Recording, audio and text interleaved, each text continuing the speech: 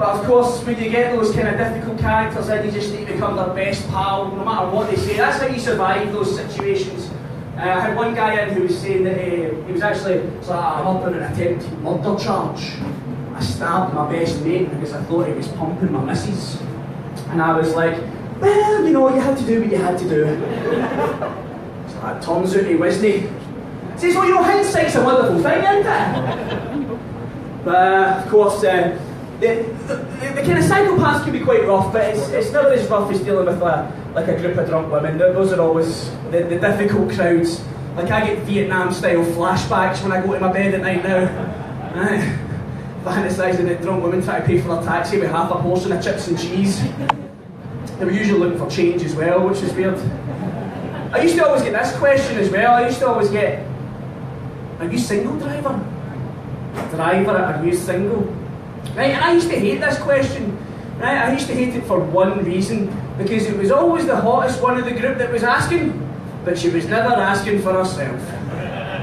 So I'd be sitting there like, aye, I'm single. And she'd be like, oh, single are you? So Sharon, ain't you Sharon? Yeah. Next minute Sharon's big head comes into view, blocking out all the light in the car. You're allergic to peanuts, Sharon, your head's awfully swollen. No, I love nuts. But of course the number one item left behind in a taxi is the mobile phone. People go crazy looking for their mobile phones. Like, I've driven away with people's children before accidentally. No, do you know, they don't mind, but you drive away with their phone and everybody turns into Liam Neeson to hunt you down. And I get it, because, you know, phones are expensive. You know, we live in a technology-driven age. You know? Like, I even saw this wee guy the other day, he must have been about 8 years old, and he had his own iPhone 7. I've not even got an iPhone 7. How come that wee prick gets an iPhone 7? Well, I mean, I never said that to his face, he looked quite tough. But it did get me thinking about when I was a kid, you know, because like, when I was growing up, you know, although I've got quite a young face, I was born in the 80s, you know, so when I was growing up, we never had mobile phones. You know, it was back in the days when, you know, you used to get guaranteed sunshine for your summer. It was basically before technology dominated every aspect of our lives. Like back then, there was none of this fancy online grooming pish. Paedophiles used to just chase you in a van. Which was great for keeping you fit. You know, that's why childhood obesity wasn't a problem in the 80s. You had to be fit. Like if you were the fat one in your social group, you'd be the one getting your arse felt. So, are we up for some fantastic comedians this evening, ladies and gentlemen? Oh, he's going to need to do a little bit better than that. I said, are you ready for some fantastic comedians? So what I'm going to do is I'm going to get our first act of this evening on, okay? And when I introduce them, what I want you to do is, because we've got a wee, you know, we've got a bit of empty space here, and it can be quite intimidating coming up here to perform. So what I want you all to do is I want to give this guy so much love and attention when he's doing his set. But when you welcome him, I want you to react like he's just won the Euro Millions. If only, alright? Okay folks, so what I want you to do is I want you to go crazy, put your hands together, stomp your feet, and please welcome to the stage, Mr. Filler!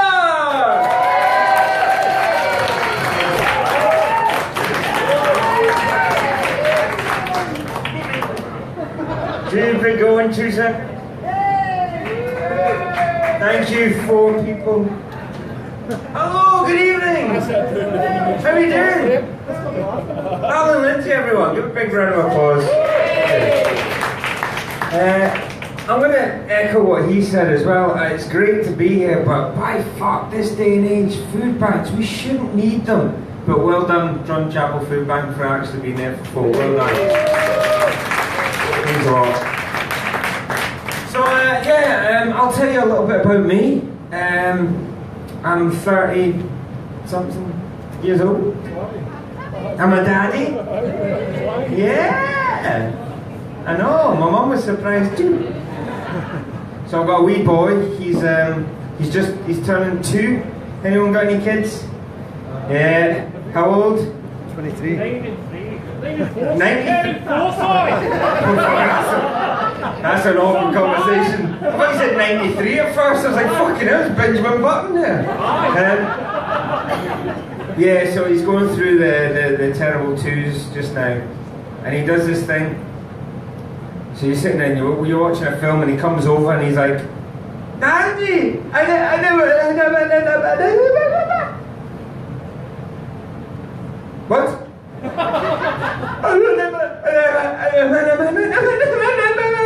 I'm like, shh, oh, no, but on, shh. I can't hear the TV. We dick. But we've taken the sides off the cot recently. That's fun. So it gets to about 2 in the morning, and you hear this noise.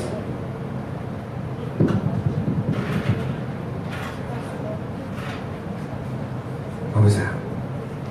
Fuck, it's nothing. And you hear the door. And you can't see him. All you see is this door opening. And then...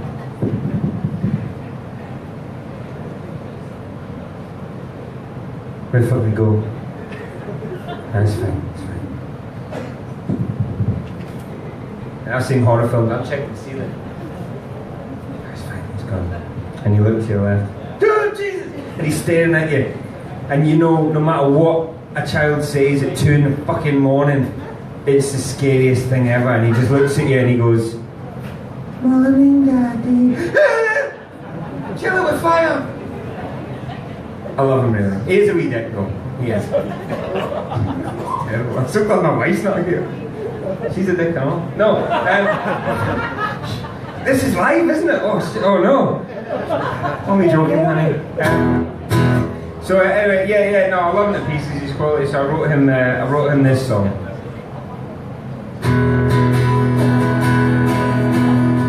Let me tell you about my time being a daddy. Yeah, they're the greatest days of my life, filled with heart-giving cheer. Yeah, they're the best days of my life, being a daddy. Oh yeah, they're the greatest days of my life when you're not here. Cause I can wank till I bleed and watch the shows on TV with the dragons, the movies and swords. I can shit in peace or eat a pizza in peace without you banging at the door. And then you return and my whole world starts to burn. Yes, sometimes it fills me with rage, but then I feel better cause I put you back in your cage. It's from my boy. The wee dick. Set it down. So that was one wee dick who makes loads of noises and you can't understand a word he says. Here's another one about Donald Trump. Gotta love that guy. He's wrote most of my material for me. It's great. So about October last year, I wrote a Trump supporter song just in case. I was lucky. Here we go.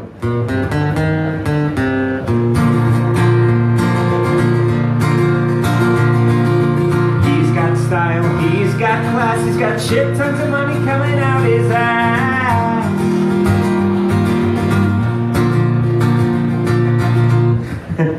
Oh dear, it's terrible, isn't it? He'll build a wall with his big bare hands to keep out the people with the ties.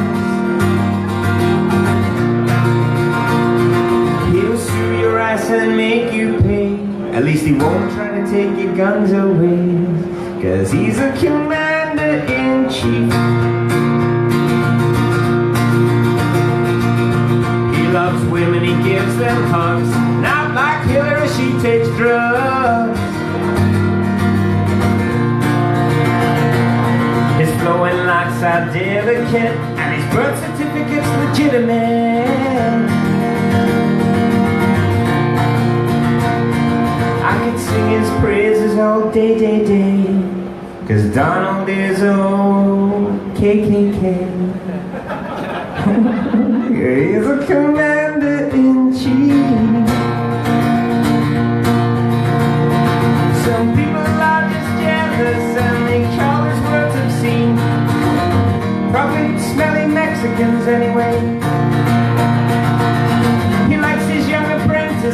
like Senator Palpatine, but he won't try to use the dark side on you, 'cause dark is a shade he doesn't do. Oh, his TV debates are legendary, approved by Jesus and the Holy Mary. He loves to golf, he loves to fish, he loves it when you squat and piss, oh yeah. And if you work for him, you'll only get half paid. He probably lost more money than Madoff made, but he's a commander-in-chief, Donald Trump, Donald Trump.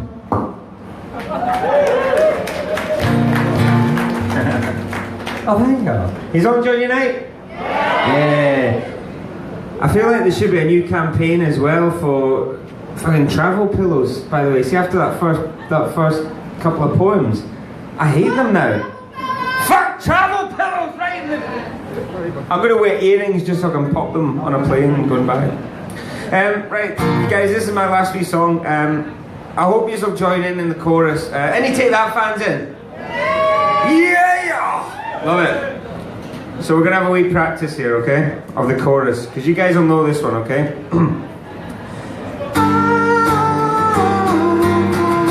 You ready? Go! That was better than I expected, Jesus! Good effort. He's going to join in the chorus for me. Let's get his fucking party started! Yeah! So, yeah, I wrote a parody of a Take That song a while ago. And I recorded it as well, and I thought, you know what, I can make a bit of money from this. But I needed to get in touch with the writer to get the permission to use it. So I got in touch with Gary Barlow. Yeah. Woo! I was hoping he'd go, that was absolutely fantastic. But he didn't. He sent me an email and he said, right, what's the song you're covering? I said, Patience. He said, what's the song about? I said, Harold Shipman.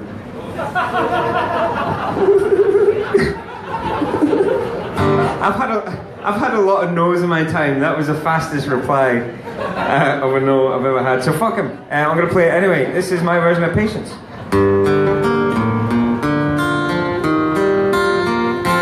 I had a few patients. They were a little older. Yeah. I was hated by the nation. Court gave me the cold shoulder. Yeah. And now I'm inside, you see. No sunshine for me. My head can't take this anymore. Cause go!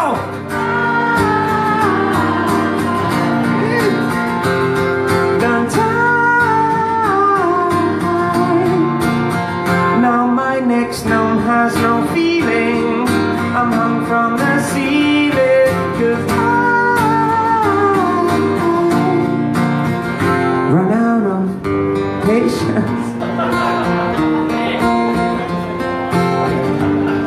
There's another verse. Really thought I'd gotten off scot-free till I was in the station. Yeah. Now I'm in a cell with Razor McGee. And now no cable, no TV. My bitch name is Beardy. I'm back from pension to bingo night. Cause he's so quiet on that one. Killed my fair share of old ladies. Can we talk to Slim Shady? Cause I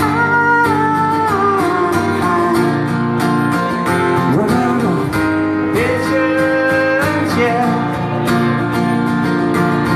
The nurse here's a cutie, but not for me. If only she was 50 years older, then just do more time. But now it's over.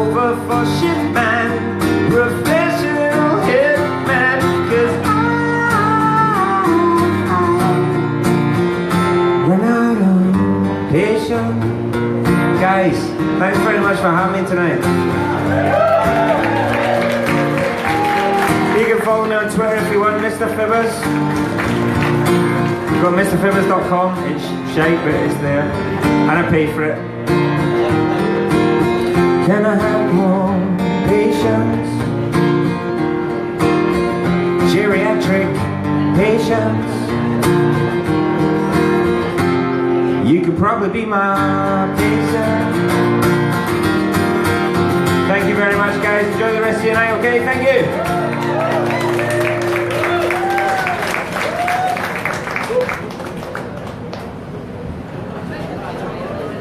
Once more from Mr. Fibber! Lovingly promoting our beloved NHS there. I remember when the story broke about Shipman and he'd killed like 200 people, I thought, well, you know, it's free, isn't it? Okay, ladies and gentlemen, what I'm going to do next is get on a guy who has just sold out his debut show at the Glasgow Comedy Festival. So please go mental and give a huge warm welcome to Ronnie Black!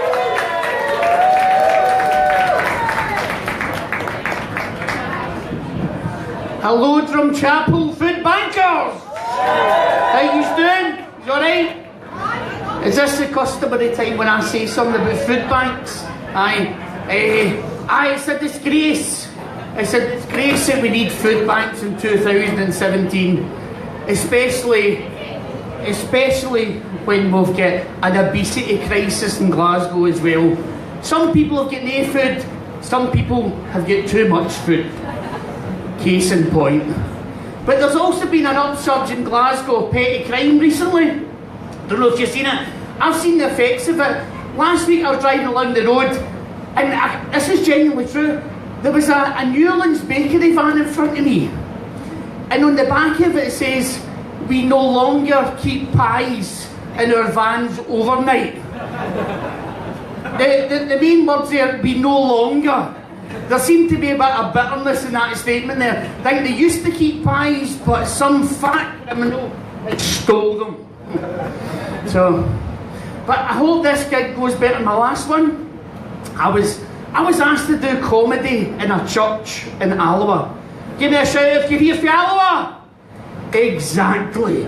Who stays in Alloa? Hey. So I was like, I've got my work out here. So I googled interesting facts about Alloa. Unfortunately, Google voice recognition never really picked up my Glaswegian twang. I ended up doing a 15-minute set in a Pentecostal church on interesting facts about Allah. No great. I was getting mission praise hymn books fired across the room at me like ninja stars. Wee woman come up, so I'm going to be praying for your soul, so And I heard that 3 people resigned for the choir to become ISIS bombers. So I might not be funny, but I'm hell of a convincing, so I was listening to the kind of dark stuff that was going on with the spoken word. So I think this is probably a good audience that I can tell you that I buried my dad last month. Thankfully he was dead. Well, that's no strictly true. No, the fact it was the deed, the fact that I didn't bury him, he was cremated. But I thought it might sound bad if I said I burned my dad the other week here. Thought you might have had visions of me going up with a lit fag. Like, oh, here, take that, you old bugger. That'll teach you for no buying me electrics when I was 12. No, they've got baggage about that. Anymore. But what my dad's death has really shown me is I am so skint. I can't afford to die for at least another 10 years. Because funerals cost a fortune, so they do. I was in the Undertaker's $5.5 grand. $5.5 grand before we even started talking about extras. Extras. The Undertaker's like, Mr. Black, do we... I don't know if you realise, but Undertakers all speak with a right funny voice now. Mr. Black, do we have your permission to embalm your father's body? Don't need me tight, mate, but how much and what do I get for my money? He's like, well, it'll be £750. And what it does is it preserves your father's body. But my dad's getting cremated, mate. Why would I want to make the process more difficult? He's like, but it also stops your father's body from rotting and smelling. Respectfully, pal, I would say, my dad's going to be in your funeral parlour for the next 5 days. So what you're telling me is I'm paying 750 quid for an air freshener for your benefit? It's not going to be happening, is it? No. Just use rock up on the day with a big bundle of green 3-car air fresheners, whack them in the coffin. That'll be quite suffice for me and the rest of the black grieving family. I know some of these are probably he's a bit harsh, isn't he? He's a bit brutal talking about his dad like that, but I don't really care. Because I know my dad's going to be looking up at me right now and he's going to be... Sorry, my dad's going to be looking down on me right now. And he would rather I was doing something for charity than rather be no morbid than that, right? Another thing I need to say to you is that if I don't get rapturous applause and a standing ovation at the end of my set, there's a right good chance my dad's going to be haunting some of yous for the foreseeable future. I'm only kidding on, my dad wasn't like that. In saying that, he's never been a ghost before, so he's only to take your own chances. But my dad was never somebody that really showed his emotions, never really told us he loved us, or never really gave us much praise, never didn't give much room for it because I was a bit of a knob, I need to say. But I always wonder, see if they'd Facebook back my dad's day, what wee nugget of praise could he have squeezed out for his firstborn and heir apparent to the black millions on social media? And I think it might have been along the lines of, well, because we've got the same voice. It's like, well, that's how Ronnie finally off his dogger's cared. And that's him went to school 3 Mondays in a row without a hangover. Enjoy the rest of primary 7, your wee fud. But this should actually have been a good year for me because I've just turned fat and 50. Yes! Yes! I mean, it wasn't a surprise. I've been expecting it for a while, but what I wasn't expecting is I would have a bit of a midlife crisis. So I started reflecting on my life and you start looking back at things with kind of rose-tinted glasses. And I was looking back at my school days as if it was like something out of a high school musical. And then I remembered the time when me and my mates all get caught buzzing glue in the boys' toilets and get sent to the heady and get expelled. I don't actually recall me and all my mates joining the arms and skipping up to the heady's office like, we're all in this together. No, I'm getting my balls booted when I get here.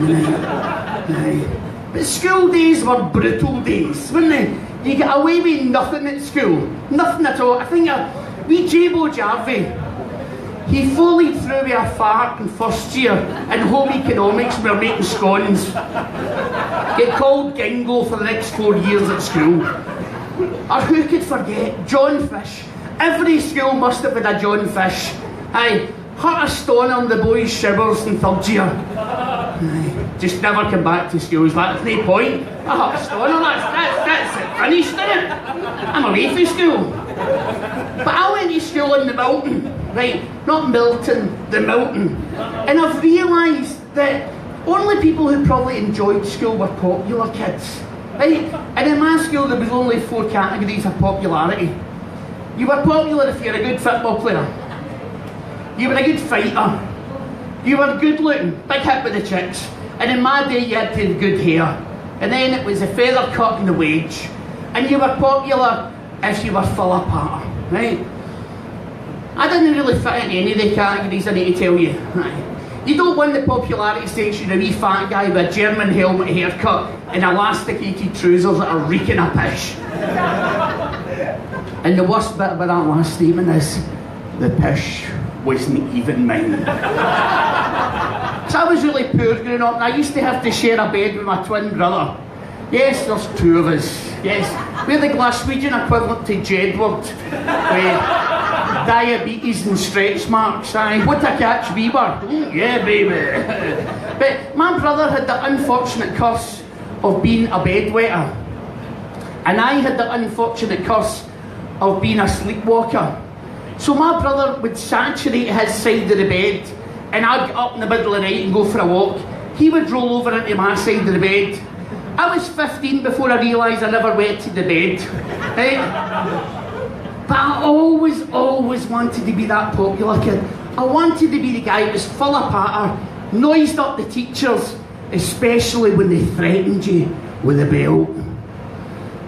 I know we've got a mixed group in here tonight, but if anybody here remembers getting the belt at school, or for some of these younger ones, if your parents ever recounted stories when they were wacky young rebels and get the belt at school, after 3, your best acting voice, I want you to shout, "Aya!"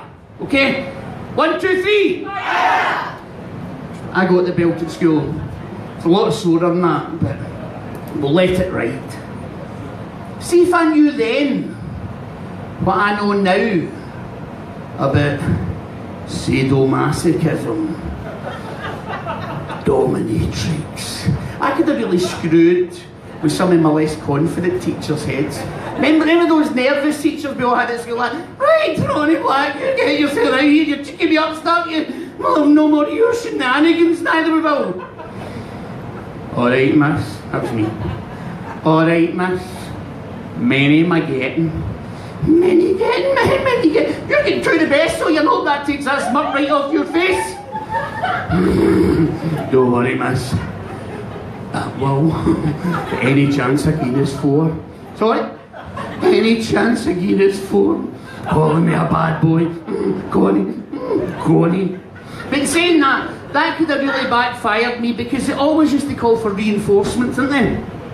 And my French teacher, she was the original Miss Whiplash. "You want 40? She's for Castlemilk. "You want 40? Well, I'm going to give you 60 at so see when I'm finished. I'm going to put your Willie in a pencil sharpener." "Oh, come on, hey, what's that all about? A pen?" "No, that pencil sharpener.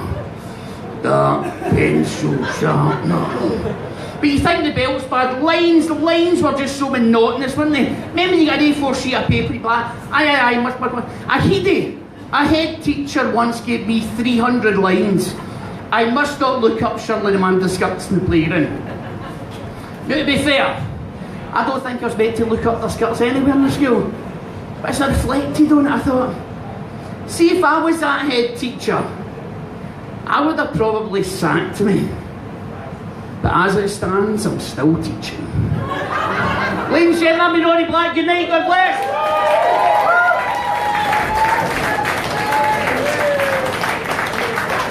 Ronnie Black! I think we've all learned a few things about Ronnie there. So Ronnie was talking about school. Give you an idea of the type of school I went to. Very first week of high school, very first home economics class. And we were taught how to make a cup of soup. That's not the worst part. They put us in pairs to do it. They obviously looked at us and went, "Look at these fucking morons, this is obviously a 2-man job." Right, ladies and gentlemen, are you ready for your main act of the evening? Okay, so we're very lucky to have this gentleman here. He's a former Scottish Comedian of the Year. Woo! So again, what I want you to do is give a lot of love, make a lot of noise, and welcome to the stage the wonderful Eddie Cassidy!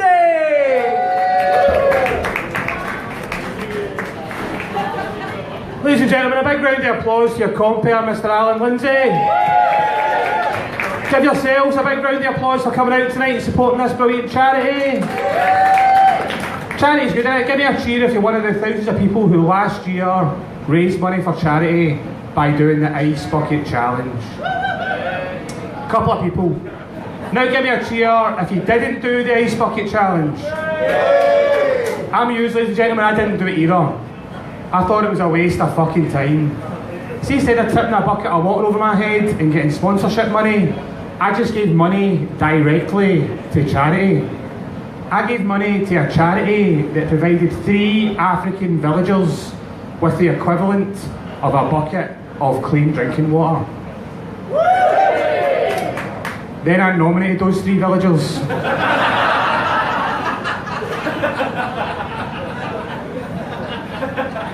They couldn't really say no, could they? Look up the video on YouTube. It's a fucking belter. Children Need's a good charity. Every year we've got Children Need, and I think there's a site that sums up both sides of Glasgow really well, right? There's a guy, you might have seen him, standing in Central Station, dressed as Pudsey. And hard-pressed, working-class Glaswegians give their spare change to Pudsey to support Children Need. And you think, good for you, Glasgow. You are a generous city. Then you notice that Pudsey is flanked by 4 burly security guards. Because the fact of the matter is, it doesn't matter if you're dressed as a bear collecting money for charity, standing central long enough with a bucket full of cash, you're getting fucking jumped. Give me a cheer if you are voted yes in the independence referendum. What you cast your mind back, right? And there was an advert that was out at the time that became known as the patronising woman. Do any of you remember this? It's this advert, there was a woman, she was sitting at her kitchen table and she was basically saying, I don't really understand the intricacies of the debate, so I'm just going to vote no. And the insinuation here is that women in general didn't understand politics, so women should vote no. It was a shocking advert, an advert that enraged a lot of women. And I'll be honest, fucking enraged me as well. She was sitting there gabbing with a big pile of dishes needing done behind her. That was just a joke, ladies. I done that joke at a gig last week, right? And there's a woman sitting in the front row, and she spent the rest of the gig looking like she wanted to fucking kill me, right? And her husband put her arm around her, and it wasn't like, it's alright darling, don't let it bother you. It was more like, if you get to jail on a night out again, we are fucking finished. It was a fucking scary 17 minutes, right? But I think we missed a good chance. I think we missed a chance for Scotland's biggest party. We've all got pissed on Scottish champagne. You don't know what that is? It's a very particular type of sparkling wine. It's when you put Buckfast through a soda stream. People say the economy was doing wrecked, but I think we've been alright. The Scots are a very entrepreneurial race.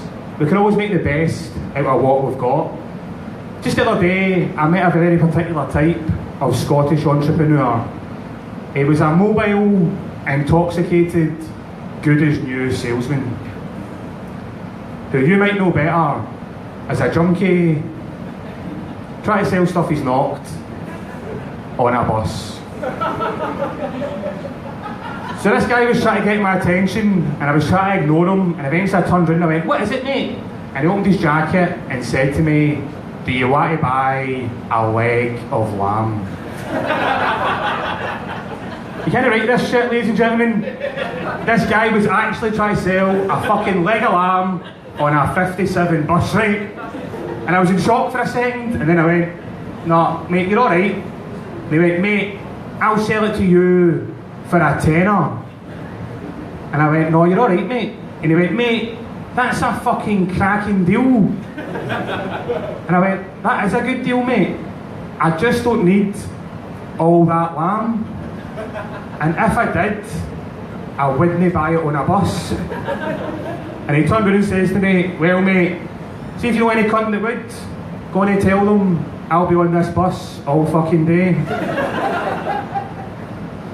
So it's good to be back doing stand-up. I took a bit of time off recently. I wrote a show for BBC 3. That was a waste of fucking time, wasn't it? The show was called 5 Days Late. It was a period drama. Well done, that was 4 seconds it took people to get that joke there. I'll explain the genesis of that joke, right? I wrote that joke when me and my girlfriend were going through a little period drama of our own. And it turned out my girlfriend was pregnant. Now this was not a planned pregnancy, so when that test came back positive, we fucking freaked the fuck out, right? We thought, we don't know what we're doing here, we need to speak to a doctor.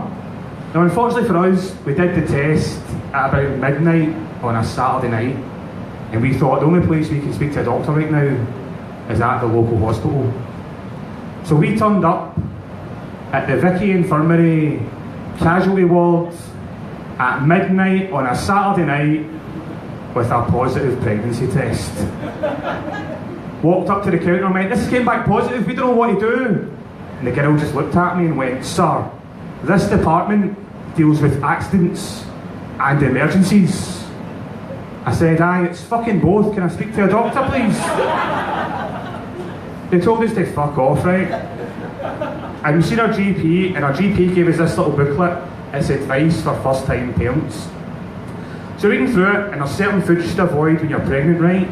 You shouldn't eat patty, you shouldn't eat soft cheese, and you shouldn't eat runny eggs. So you think, fair dues, we can avoid those foods for a few months.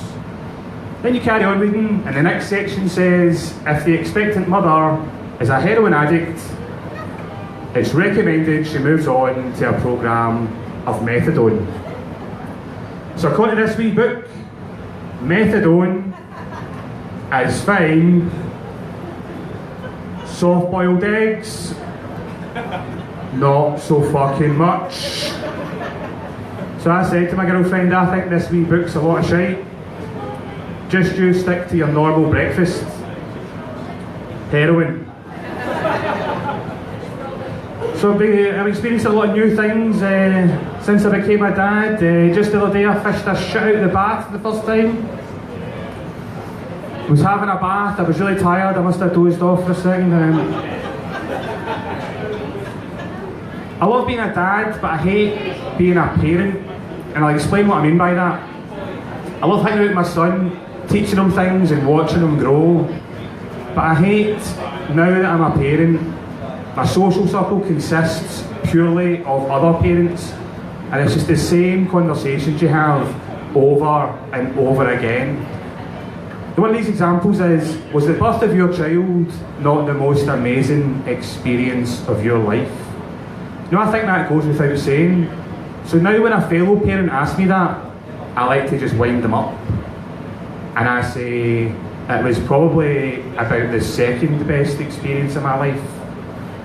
And they say, what could possibly be better than the birth of your child?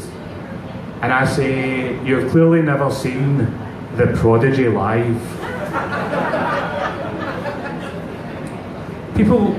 Other parents are dicks, right? I was at a petting zoo in Kilmarnock the other day because my life is fucking amazing right now, right? And we were standing at the llamas and my son was standing with me and this other dad and this other wee guy came over, right? And this wee guy was about 5 and he came running up and went, "Look, Dad, camels." And the dad went, "They are no camels, son. Camels have goat humps." And the wee boy went, "Well, Dad, what are they then?" And there was a long pause.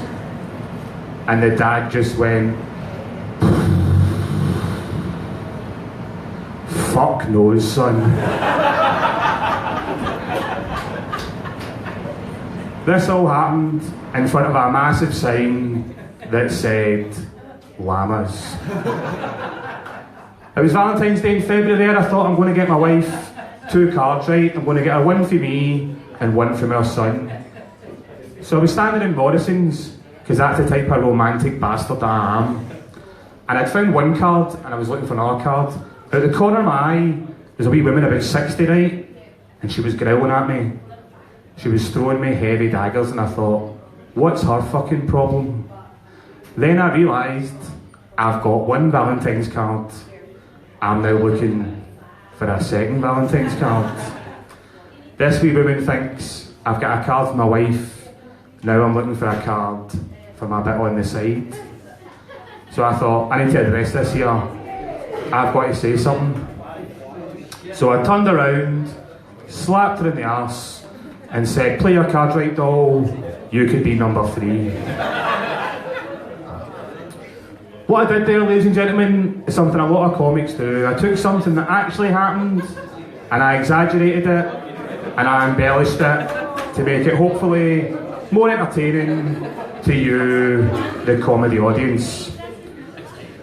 All that actually happened was I was in Morrison's and I slapped an old woman in the arse. Ladies and gentlemen, I think that's my time up. My name's Eddie Cassidy. Enjoy the rest of your night. Thank you very much. Cheers. Eddie Cassidy, ladies and gentlemen.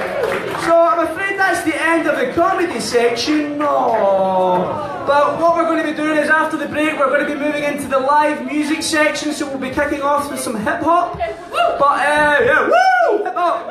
But first of all, what we're going to do is we're going to have a little break. We're going to get some tunes on. You can go for a drink, go for the toilet. But first of all, can we just hear one round of applause for the acts that you've seen this evening? Mr. Fibbers, Ronnie Black, and Eddie Cassidy. I've been your host, Alan Lindsay. Thank you.